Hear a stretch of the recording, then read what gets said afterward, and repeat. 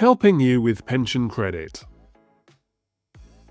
This video should give you a greater knowledge of pension credit to help you to talk to your customers or service users about it and help them to check their eligibility.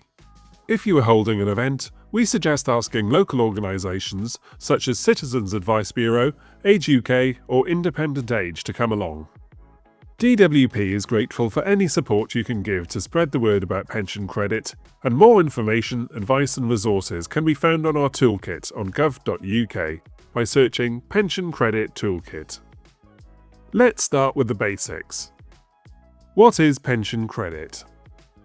Pension credit is a benefit that gives people extra money to help with their living costs if they are over state pension age and on a low income. Pension credit can also help with housing costs, energy bills, and more. Pension credit is separate from the state pension and it isn't given out automatically. People have to claim it. Eligibility criteria apply. The full amount of pension credit someone could get is £227.10 per week for a single person and £346.60 per week for a couple. They may get extra amounts if they have other responsibilities and costs. People may not be eligible for the full amount, but could still get something. And if someone gets any amount of pension credit, even just £1 per week, they may then be entitled to help with council tax, help with energy bills, help with some housing costs, help with some NHS costs, help with heating costs, a free TV licence if over 75, and more. Who could be eligible? Essentially, pensioners on a low income or no income at all. This income could come from a state pension, private pension, combination of the two, or savings. They can still be eligible if they own their own home, they have more than £10,000 in savings. So, more people than you probably think could be eligible. It's really worth checking. How to check? Use the pension credit calculator to work out if people are eligible and how much they might get. To use the calculator, have the following information ready: details of earnings, benefits and pensions, details of savings and investments. The calculator will not retain any information and it is not used for anything else.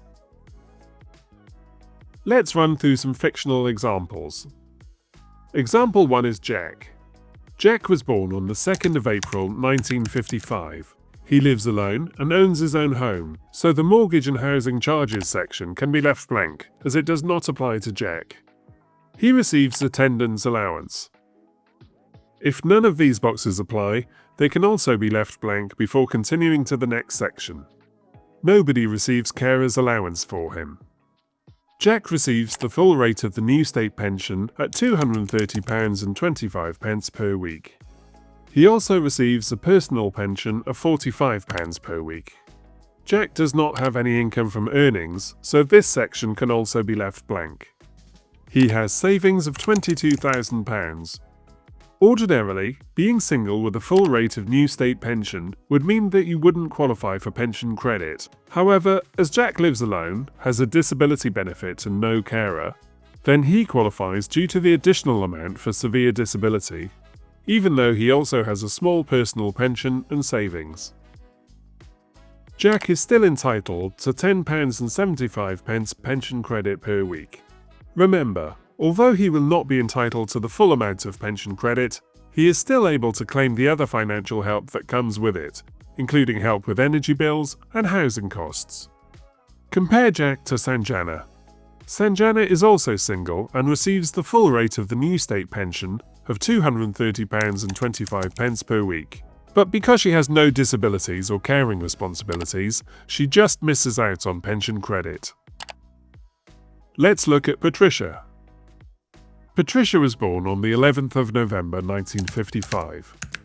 She lives in Wales in a home which she rents. Her adult daughter lives with her as a non-dependent. Patricia is in receipt of attendance allowance. Her daughter receives carer's allowance for looking after her mother.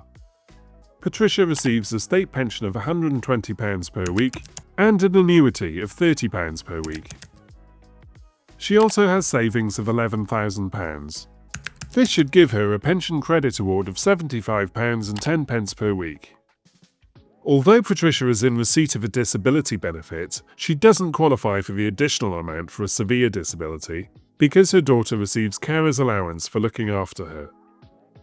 Next, let's look at John. His details are: born on the 19th of September 1952, he lives alone in a rented flat. He does not own any other property or land. He does not receive any benefits. No one receives carer's allowance for looking after him. In receipt of a small state pension of £160 per week, he has £20,000 of savings in the bank. John would be entitled to £47.10 pension credit per week. It is important to remember that people's circumstances can change, which can mean they become eligible for pension credit when they may not have been before, or the opposite may happen, and they may no longer be entitled to pension credit.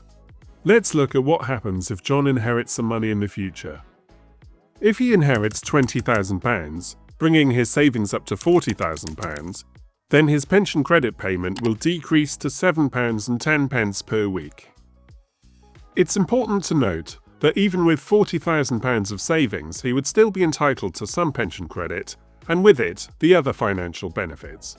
Finally, we have Sajid and Asiya. They are a couple. Sajid was born on the 1st of June 1955.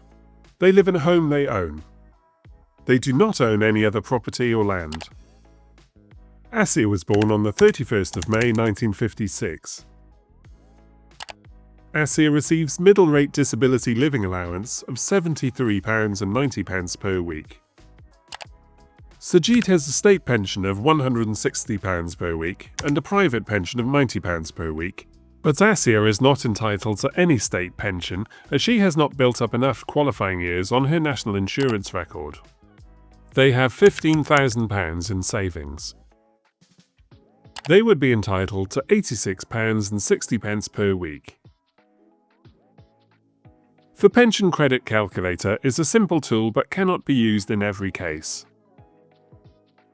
If you have any difficulties or have a customer with a complicated set of circumstances, please phone the Pension Credit Claim Line for help on 0800 99 1234.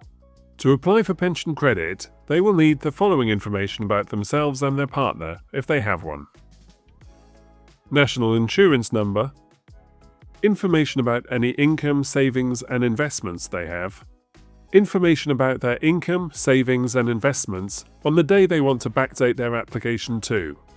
A person can apply any time after they reach state pension age, and the application can be backdated by 3 months, but it can't be backdated to a time before state pension age.